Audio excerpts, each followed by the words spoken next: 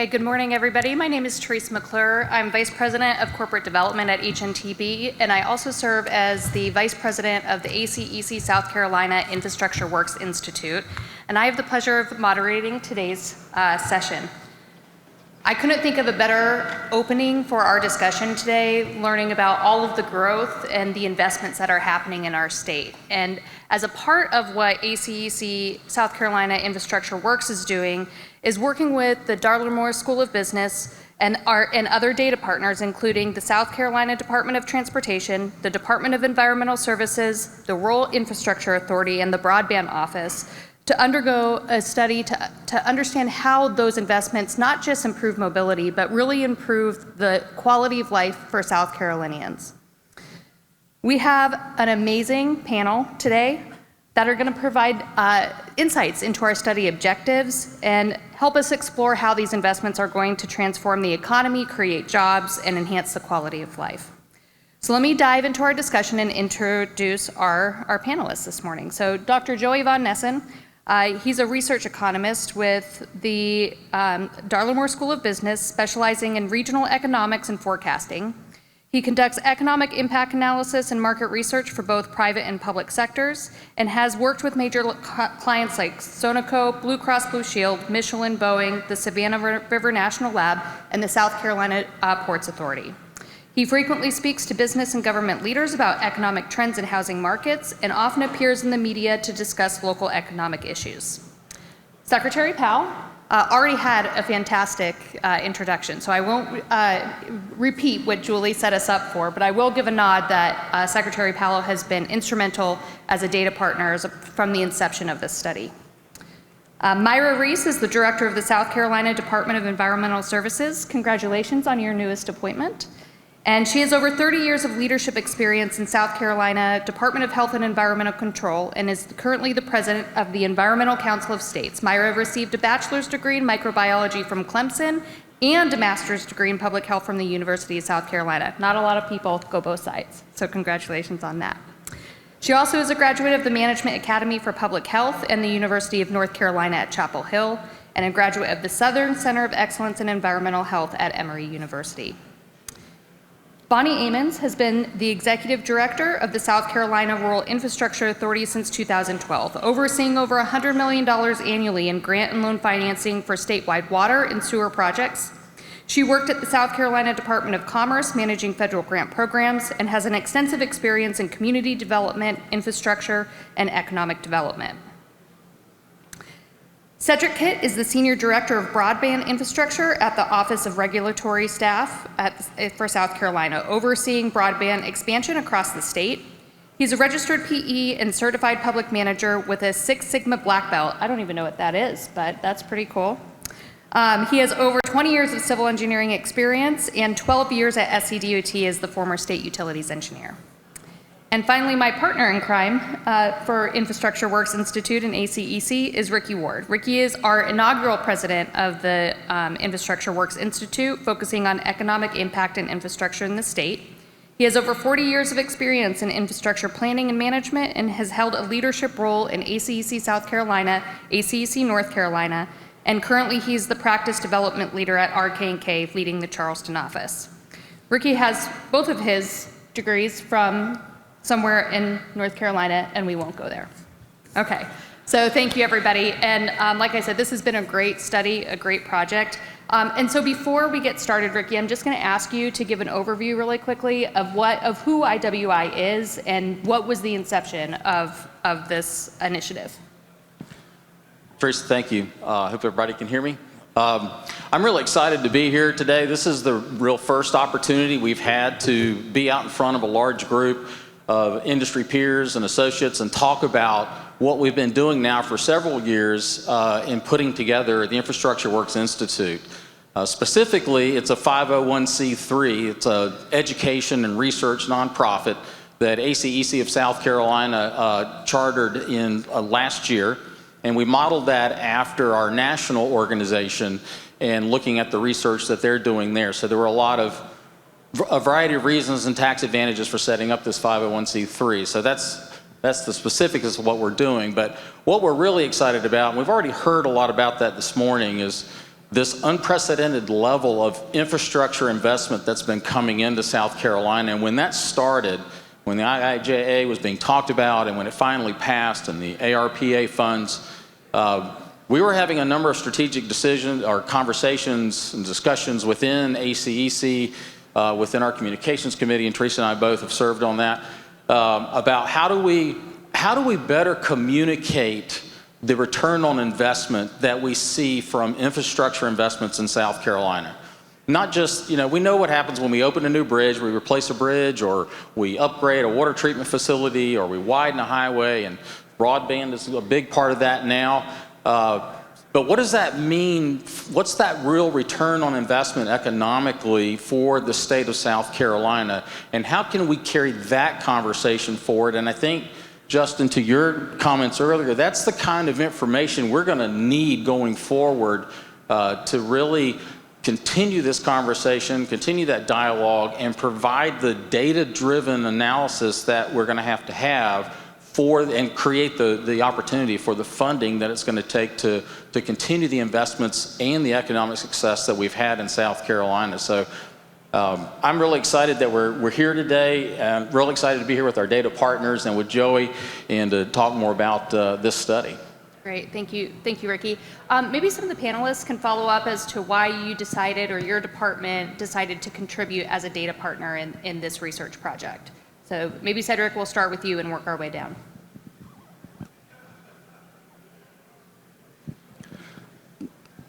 The South Carolina Broadband Office was willing to be a data partner primarily because it's very important for the citizens of South Carolina to know how our money is being spent, letting them know what programs we have available under broadband. There's a lot of cool things you can do with broadband. I mean, technology now, everything is online.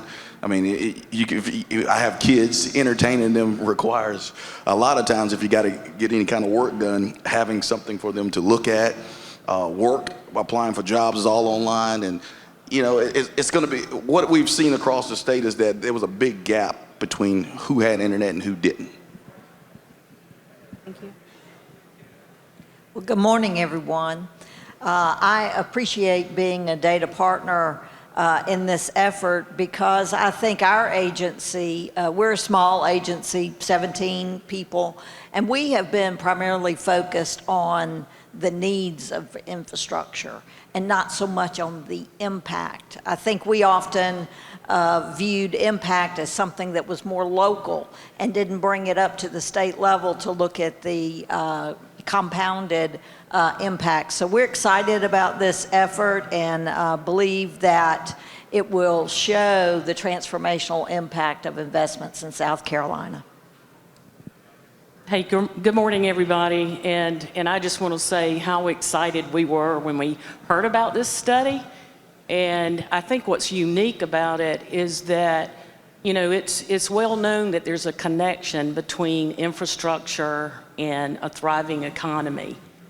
And for us to have something very specific to South Carolina that not only, I think everyone has heard about the need for modernizing and investing in infrastructure, but when you have data that pretty much shows the value of this investment, I think at the end of the day, it's going to help us continuing that investment, whether it's at the state level or the federal level. Thank you, Myra. And Justin? Secretary Powell? Yeah, I think just one, obviously kind of echo what Bonnie and Cedric and Myra have said. I think the other thing that's important for it is we had done an economic study probably about 20 years ago that the Moore School had done, and so I think that was helpful in telling how our story at DOT. I think the opportunity to get an update, to work with Dr. Von Nessen, who's kind of the rock star of economists in South Carolina. That opportunity just was something that we knew that we needed to take a look because so much has changed in the intervening years. Thank you. And I agree with everything that's been said. The one element I would add is to think about South Carolina from an economic perspective as a product.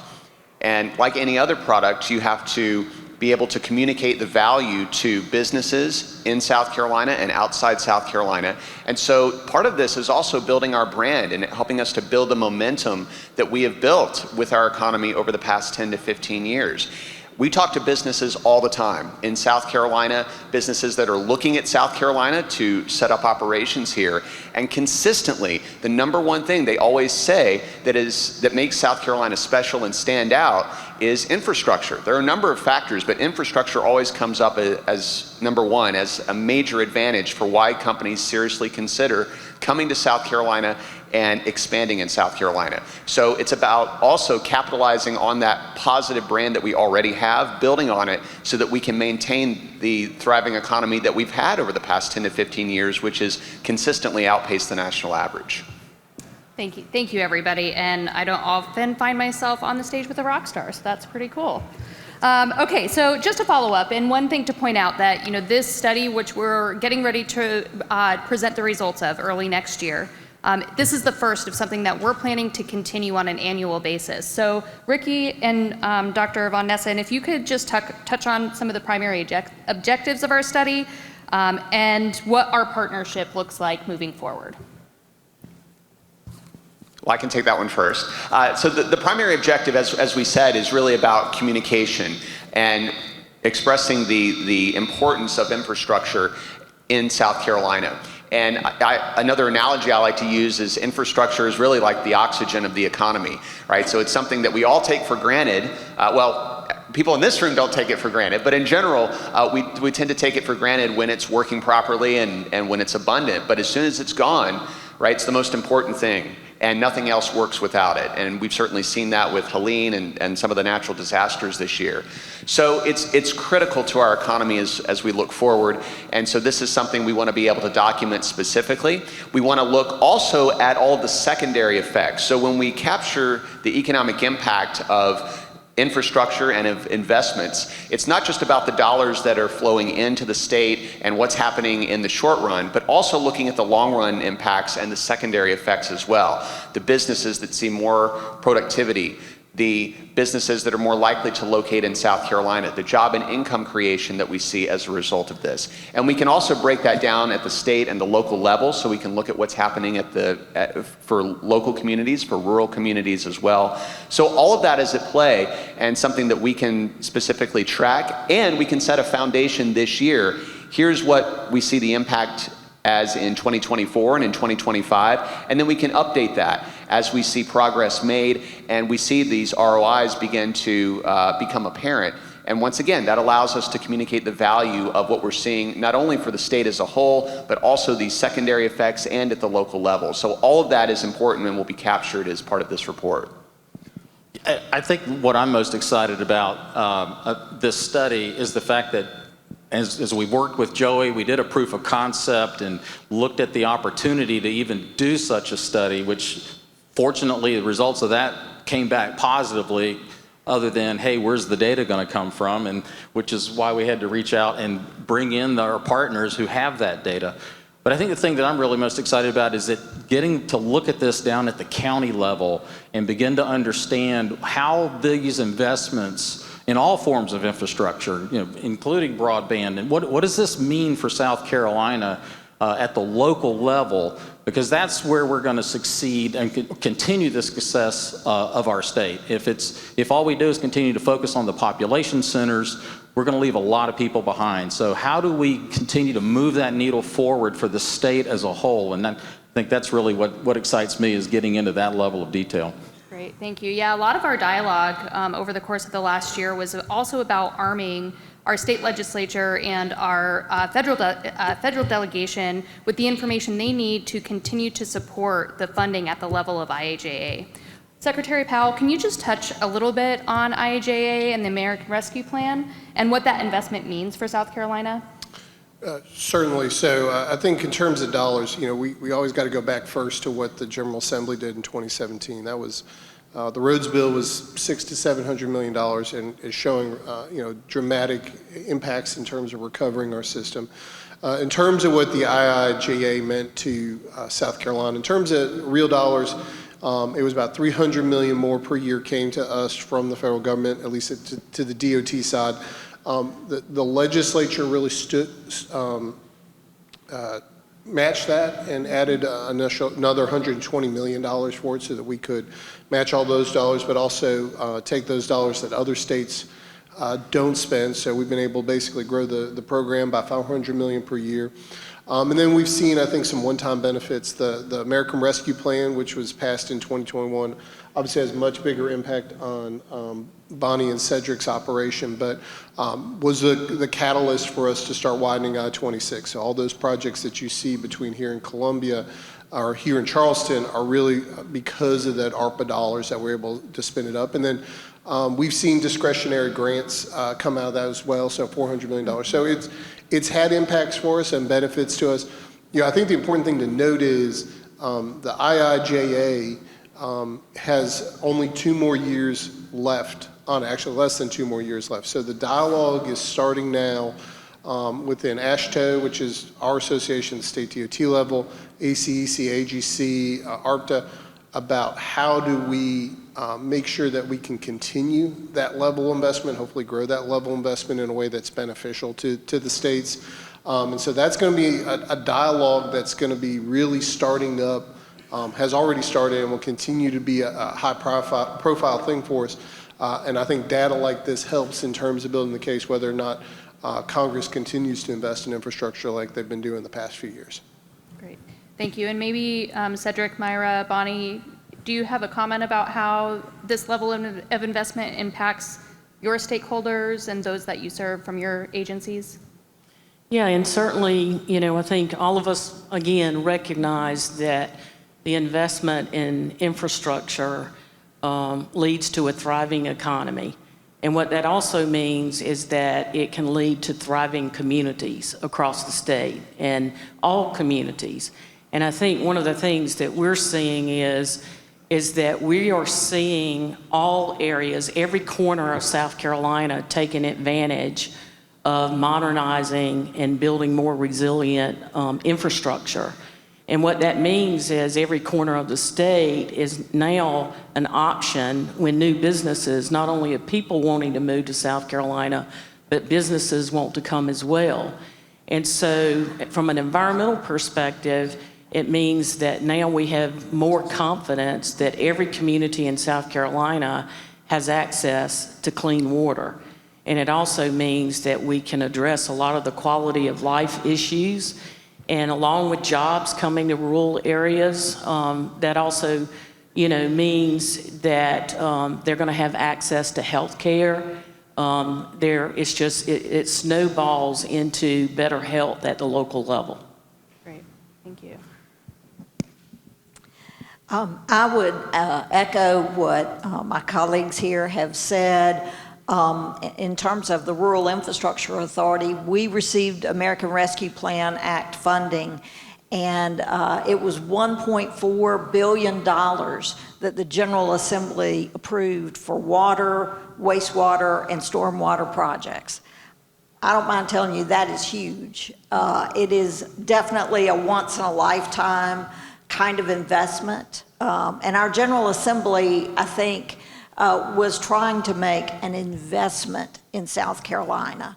I think that they understand, and they demonstrated that by putting that level of dollars into water and wastewater and stormwater infrastructure. As you said, not only does it support economic development, but it also protects public health and safeguards our environmental resources as well.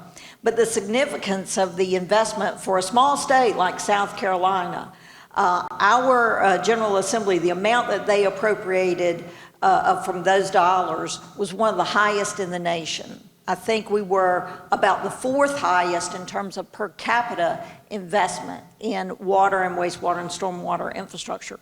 So that is huge. Now, I think it was a smart investment. Because we are one of the fastest growing states in the nation, and everybody knows that infrastructure is the building block. As Joey said, when he gets inquiries, that's what people want to talk about. That's what they want to know is available in South Carolina. But it's also true that the infrastructure that we rely on for economic development is old and outdated.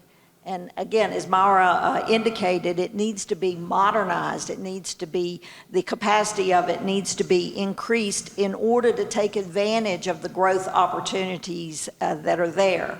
And these ARPA dollars allowed for some investments in some large projects that will, in effect, not only help economic development, but will help smaller communities operate more sustainably. Thank you. And I'll echo Bonnie. I read in a book that the end of a matter is greater than its beginning, patience better than pride. Back in 2020, we had the pandemic hit. And what that translated to for us in broadband is we saw that there was a lot of folks who did not have access to high-speed internet. And so the ones who had and those did not, they created what we call the digital divide. So the broadband office was formed July 1st of 2021. I came over April of 2022. Act 244 was signed May 13th, 2022, and we launched our American Rescue Plan Act grant program. And the emphasis was on K-12 students, difficult development areas, and areas with no internet. Now, the broadband office itself does not put any fiber on poles or in the ground. We make investments in internet service providers.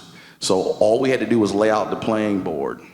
And we do that by mapping and showing where locations who don't have internet. You get more points if you get a K-12 student, areas that don't have any internet, and then we highlighted it in red, and those internet service providers went after it through competitive grant program, and we awarded in 4 rounds. ARPA 1.0, accelerated deployment, capital project fund, and then also ARPA 3.0, which was more of a cleanup that we just finished up in June. And we deployed all 400 million of our ARPA dollars. And what that means is that we start with over 300,000 locations across the state that did not have access to high-speed internet. But as of today, in our next competitive grant program, which we'll be launching BEAD, we're down to less than 35,000 across the state. So kudos to the state of South Carolina for seeing what the problem is and addressing the issues. I will say this, that by having high-speed internet, that it will allow our students to be able to work from home, to get their homework done. If you're attending technical school or a 4-year degree college, you can do all your homework and submit it. A lot of work now is done online, so you have to understand how to use the Teams and the Zoom and all these different things that's out there now. And without it, we cannot be effective. We cannot compete with other states. I'll give an example. I went down to Titan Farms a few months ago, and they're the largest peach producer in the Southeast. And they use artificial intelligence now to review and look at the dynamics of their peaches. So if it's one that can go on the shelf at a store, if it's something they're going to use for their smoothies, if it's something they're going to use maybe for school lunches, they have something that sorts that, where they used to take 50 people to do it. Now they can do it all on their own. And I'll just wrap up this by saying, too, we're looking at in January launching our apprenticeship stipend program. The apprenticeship stipend program basically is where we're going to work with people who do broadband work, whether it be permitting, whether it be splicers, whether it be locating SC811. And we're going to be awarding up to $7 million to individual organizations to employ employees that work in that area to further advance it. Great, thank you, Cedric. And that's actually a great segue to a question, Joey, that I have for you. From a research perspective, how will these investments help increase the productivity of our economy? And can you talk about job creation, income support as a result of these investments? Yeah, that's a great question. And there are really 2 elements to think about when we look at the economic returns, especially with respect to productivity gains. So broadly speaking, we can look at temporary impacts and permanent impacts associated with these investments. Temporary impacts refer to the benefits arising from the construction process itself, the dollars that are invested, the job and income creation that we see that is facilitated through these investments and through ongoing construction activities. We're already seeing that in South Carolina. In fact, the construction industry on the residential, on the industrial side altogether, has been doing very well and has had the highest rate of overall growth in South Carolina among all industry sectors in 2024. And we expect that to continue into the future. So we're already seeing the benefits locally in South Carolina and across the state. So those are temporary impacts. But then really the more important impacts are going to be these long-run effects and getting back to these productivity gains. And this is where we see improvements in long-run rates of economic growth for South Carolina at the state level, and especially in some of the more rural communities that have really lagged behind or haven't seen any appreciable growth in recent years. And that arises from the fact that when we do see these investments, this allows more companies to expand in the local region. It makes them more likely to do so because they have additional resources. It makes companies from outside the state more likely to want to come into South Carolina, especially in the rural areas, because South Carolina has a number of competitive advantages already, and so it's just about having the infrastructure to be able to support that. So we see more output generated by existing companies, the potential, and new output being generated by companies that are being relocated to South Carolina or choose to relocate to South Carolina. And I'll give you two industry examples that really illustrate this. Number one is advanced manufacturing and manufacturing more generally, where South Carolina has been extraordinarily competitive. That's been the primary driver of our growth over the last 15 years. And these are manufacturers coming into South Carolina, making products, importing their raw materials, and exporting goods all over the world. And that requires very strong infrastructure to be able to do that. So it's important to be able to provide more resources for them so that they can build their productivity over time and their output levels. And then secondly, in addition to advanced manufacturing, looking at logistics more generally. And think about all the warehousing and distribution firms that are looking to locate in the Southeast. So we've talked about population growth as being number one in the nation, where South Carolina has been number one in the nation in the last year. Secretary Powell mentioned those numbers specifically. But it's also important to look towards the future. And if we look across the board at all forecasts, economists disagree on a lot, but one thing that they don't disagree on is that the Southeast is going to see more population growth than any other region of the country over the next 2 decades. That is a consistent finding across every forecast that I've ever seen. And there are a number of reasons for that, but the bottom line is that means more people are going to be located in the Southeast, buying products and needing those goods shipped to them. So that provides a real opportunity for South Carolina, which is located in the heart of the Southeast, if we have access to, or if the companies have access to that infrastructure that they need to bring those goods in and ship them to customers. So those are two specific instances of industries that can really drive our growth, but only if they have those infrastructure resources that they need in order to expand their output. Great, thank you, Joey. And any of our panelists want to add on that, on what you see as these investments driving productivity and growth? Okay, I'll move on. Go ahead, thank you. I don't know if I can speak to the productivity part, but I can definitely echo the fact that if you have infrastructure, you're going to encourage economic development. It's required for economic development. But if you don't have it, it's a deterrent. And we've seen that in our rural communities. We awarded 57 grants for over $500 million that were specifically geared toward increasing infrastructure capacity for economic development. And there are some obvious areas that we invested in that we know growth is occurring and will continue to occur, like in Berkeley County, around Camp Hall, in the city of Columbia, as SCOUT has expanded.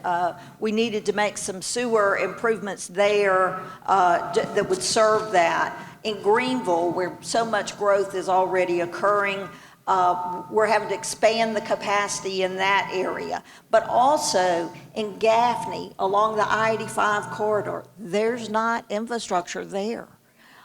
Think of the potential of that.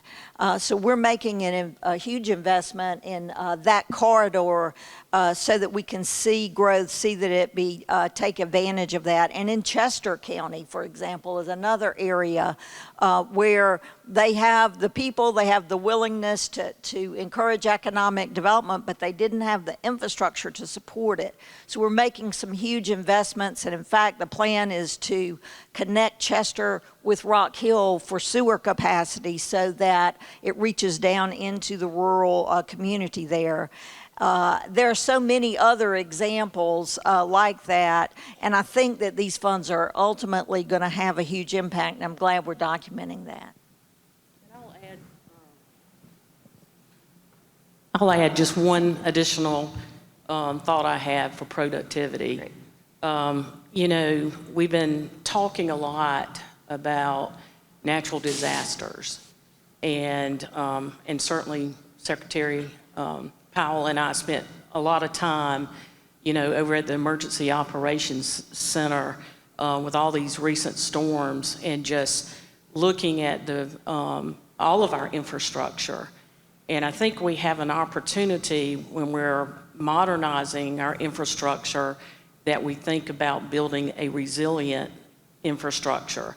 Because not only do you have productivity issues just with day-to-day traffic, but when you have a disaster and you have a storm that has such huge impacts on your infrastructure, the ability to recover as quickly as possible will help that. So I think this is an opportunity for us to think about, yeah, we want modern infrastructure.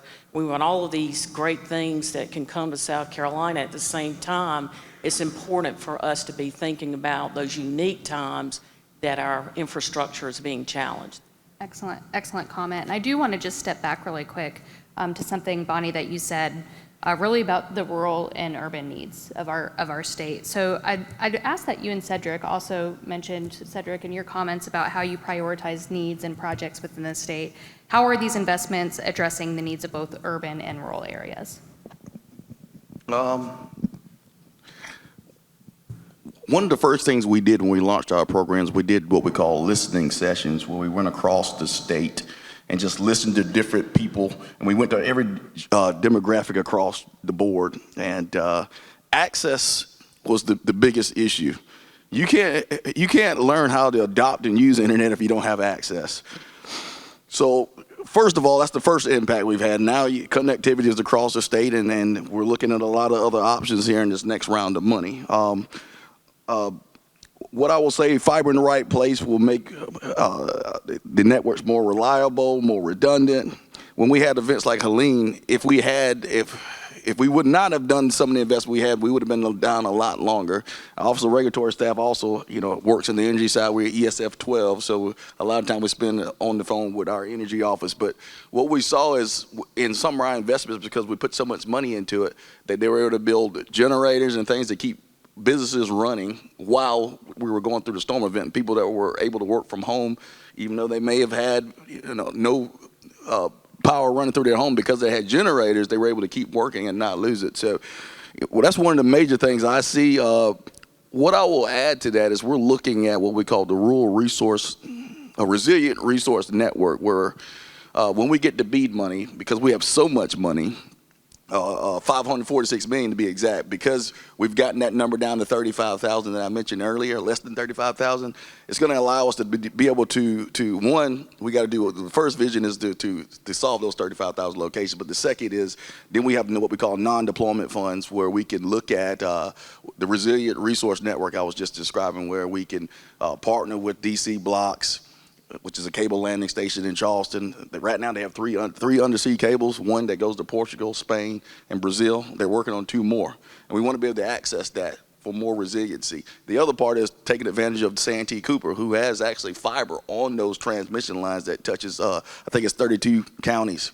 So when you start looking at resiliency, when we have storm events, if you're able to tap into that and we're able to put some of that infrastructure in place, now we can have a more reliable network. When I say resilient, redundant network, I mean creating what we call fiber rings. So in other words, if it gets cut one way, the flow goes the other way, and you don't lose it. Well, I would add that we awarded 219 grants grants for 219 projects in every single county in South Carolina. So we will be assured that these funds will touch every single county. And the General Assembly designated a portion of the funds for more urban areas and a portion of the funds, in fact, a more significant portion of the funds for rural communities because they recognized that there were differences in opportunities there and that infrastructure was sort of that building block. But otherwise, you would sort of expect there to be big differences between urban and rural areas, but in a lot of ways there are similarities. For example, all of the infrastructure, and when I say infrastructure, I'm primarily dealing with water and wastewater and stormwater infrastructure. But much of that is old. It's 75 years old. It's 100 years old. And it needs to be modernized and updated and the capacity increased.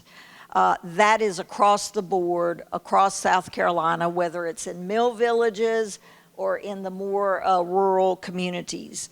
But large utilities face a different kind of pressure. Their projects often benefit more people, but they have to think about their growing population, increasing capacity before it comes.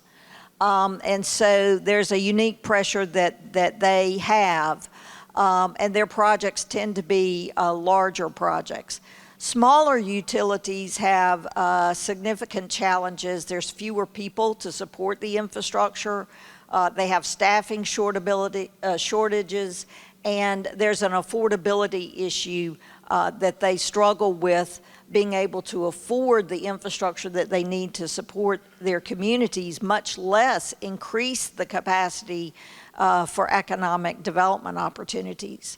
So these funds offer a unique investment opportunity to really make a difference in rural communities in particular, but also in urban ones that are preparing for the development that is coming. And this will ultimately allow smaller communities to operate more sustainably, which means that they will be more affordable for their own existing customers and be able to attract economic development in the future.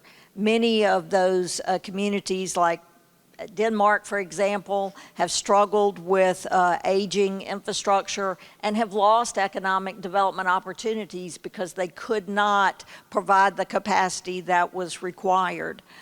We see Hardeeville along I-95 has been a very small community. Now they have an opportunity to grow with more development in that area, but the infrastructure has lagged behind that growth. So these targeted infrastructure investments are going to make a huge difference. Great. And I want to add, I was going to add one other point to that, following up on this focus on the rural areas. And one thing that we've touched around but haven't really focused on yet that's really, really important for these rural communities when you get down to the individual level of why these economic opportunities are important. One other element we're going to quantify in the study is wealth creation and the ability for some of these rural communities and households to be able to create wealth because they have access to new opportunities. And we'll be able to track what that looks like. And that's part of long-run economic growth. But when you provide more job and income resources for the local population, that allows them to build wealth over time and can help them to experience some of the broader growth that these urban areas in South Carolina are already experiencing. So that's a fundamental component of the benefits, particularly to the rural areas and to these rural households that are there. Thank you for adding that comment. Now, we are cutting close to time, so I just have two questions, one for Myra and then one for the panel to wrap up. But Myra, you're leading a new state agency, and there's a lot of interest on how this funding is going to impact your operations and where what your objectives are moving forward. So if you could touch on that for a minute. Sure. So the timing of these dollars happening right at the same time when South Carolina already was experiencing an economic boom was very interesting. And just as all the panelists have been talking about their specific projects, all of these projects ultimately lead to our agency. And so the last thing that we wanted to see was this once-in-a-lifetime opportunity with these dollars and our process to be a bottleneck. And so what we did is we came up with a three-prong approach, and like I said, in the middle of this, we also were building a new agency. But we rolled up our sleeves, and the way we approached it is that we wanted to have shovel-ready staff. You talk about shovel-ready projects to get the funding out, but we needed shovel-ready staff. With all the challenges, hiring people, getting them trained, I was very blessed that I have a remarkable staff who, many of them were very committed and willing to work extra hours. So in essence, for many of these projects, they have two jobs with our agency, and they're getting these projects done. The second approach is that at the same time, we needed to look at our permitting process as a whole and try to gain as many efficiencies, almost flip upside down our permitting process. I know Cedric said, he's a unique person with a PE and a black belt. I found the other one, Cedric in South Carolina, and that person is helping me do a deep dive in our permitting processes, and we're gaining a lot of reductions in our time frames. The other thing is, I'll just say that we've really focused on enhancing our partnerships, not only with Bonnie and Rhea, just our normal operations. We've done some very unique things, and also Adam with ACEC. We've been rolling up our sleeves together, taking advantage of our partnerships. Excellent. We really do appreciate that partnership too. Thank you very much. Okay, so final question for our panelists today. We'd love to hear how you plan to use this data moving forward, and how this data can also, or the findings from this study, how can that influence federal infrastructure policies and programs to support our state needs? So, Joey, and then we'll run down. Sure. I think it all comes back to ROI, what Ricky talked about when we started this morning. What is the ROI? What does that look like? How does that benefit? How do these infrastructure dollars ultimately benefit South Carolina? So that we can communicate that to express the importance of continued investment in infrastructure and how that continues to build the momentum and allow South Carolina to continue to be more competitive over time, because that's going to be important for long-run economic growth. Again, South Carolina has done extraordinarily well. We're very bullish on the long-run outlook for our state. All the competitive advantages that South Carolina had before the pandemic have essentially been enhanced or accelerated since the pandemic began. And so we are just in a very strong position as we look ahead. And so it's just critically important to be able to communicate the value of infrastructure to our long-term success, to our long-term growth. And I think that's ultimately the real value of what a study like this can do. Secretary? I think to echo onto what Joe said, it helps build the case about what we do day in, day out. And I think helps with our General Assembly. It also helps, obviously, we're going through there's an administration change happening in Washington right now. There's a pretty big shift that's going to happen with that. But I'm also hopeful that there'll be a reset in the state-federal relationship that we haven't had the past few years. A good dialogue maybe on permitting reform that we haven't had before. But in the era with Elon Musk's Doge Bureau or whatever it is, we've got to be able to demonstrate that we're delivering, that the dollars are making a meaningful impact in things. And so I think information like this is helpful in making the case that we need to reauthorize at the same or higher levels into the future. Thank you. Myra? Yeah, I would just really echo what Justin just mentioned. Certainly the new administration, we're already having some conversations with the transition team from an EPA perspective, because this is just really a good start. This is a good springboard, and I think it really is an advantage to everybody that's attending this conference, because we all provide a very valuable service to South Carolina that ends up in all types of positive improvements. So we'll be letting this data and this report speak for itself, and I think it will help all of us in the long run. You know, I think the needs are far greater than the resources that are available, and this type of study helps us to target our investments in a smart way, in a way that will have meaningful impact. And I think one of the unique, one of the lessons of ARPA may be that it allowed enough flexibility that each state could identify what its own priorities were.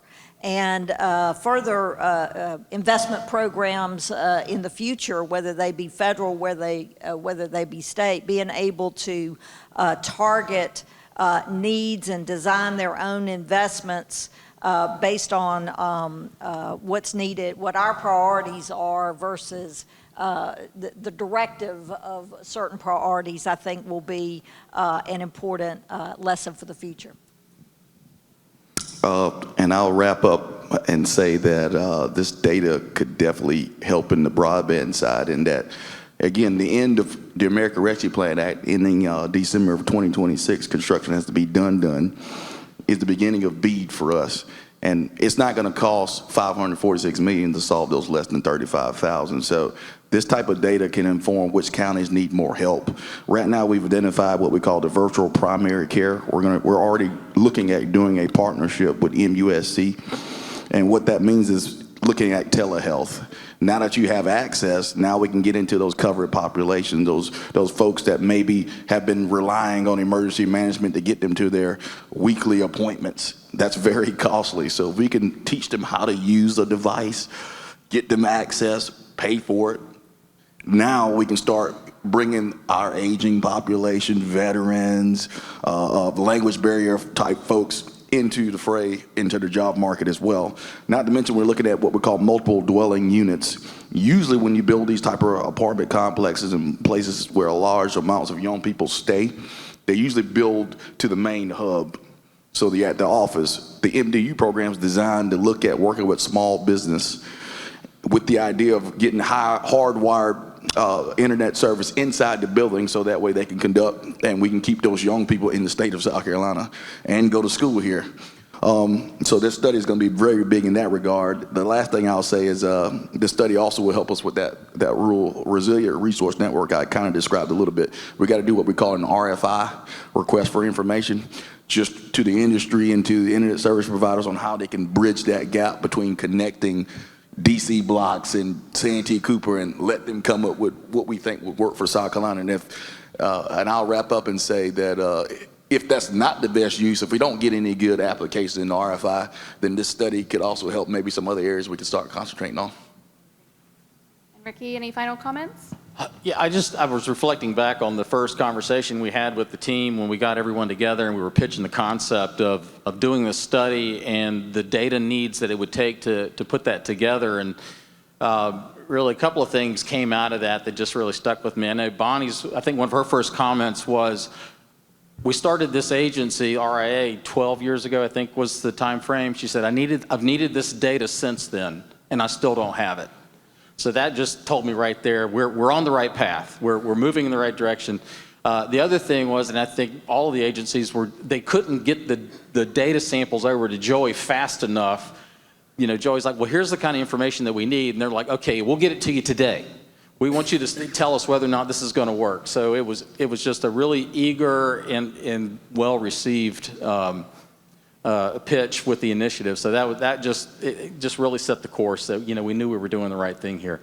Lastly, Joey, I want to give you an opportunity. Joey has the Darla Moore School of Business has their annual Economic Outlook Conference tomorrow. Last year, we were a co-sponsor of that and helped put the panel discussion together on infrastructure, and Secretary Powell participated in that last year, and Bonnie, were you there as well? So I know yours is tomorrow. I want to give you an opportunity to pitch that as well.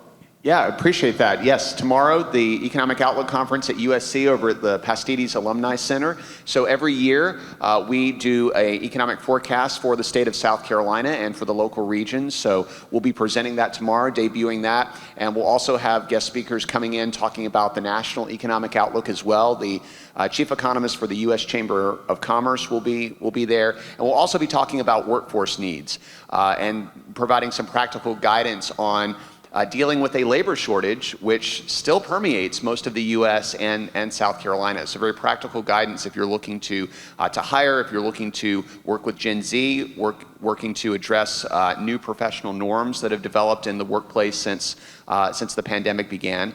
So a lot of practical information for hiring in addition to the state and national outlook. And we'll be talking about, again, all the major factors that we expect for 2025, including new policy changes with the new administration coming in. So please come if you can and come see me. You can also Google it and sign up online, or please come and approach me after the panel. I'll be happy to tell you more about it. Okay, thank you, everybody. Now, before I have some housekeeping closing remarks, I just want to acknowledge this amazing panel and how humbled and inspired I am by the leadership sitting at this table and the future of South Carolina. So if everybody can just give a hand to our panelists. Okay, thank you so much. So I just want to take a moment and acknowledge our IWI board members. You know, we're the inaugural board of this 501c3, and we're constantly looking for ways to improve. We couldn't do that work without the support of our sponsors, who have been very supportive and significant contributors to our first initiative, which is this study. But there's more to go. We have a lot of ideas and things that we want to move forward, and primarily that takes some dollars. So we are still fundraising and trying to get as much support as we can. This advertisement is in your program, but it's also, this QR code can take you to our donation page.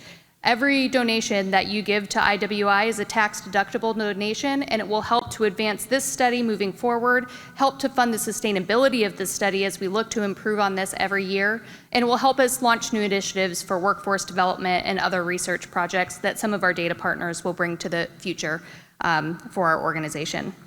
A couple of just housekeeping items. We'll move to the next set of the agenda items within the program, but I did want to mention that there is a Transportation Executives Committee roundtable being held immediately after this session in the Lincoln Boardroom. It's not listed on your program, so we wanted to make sure that you had that opportunity to participate. So again, thank you for your participation, and thank you for being with us today.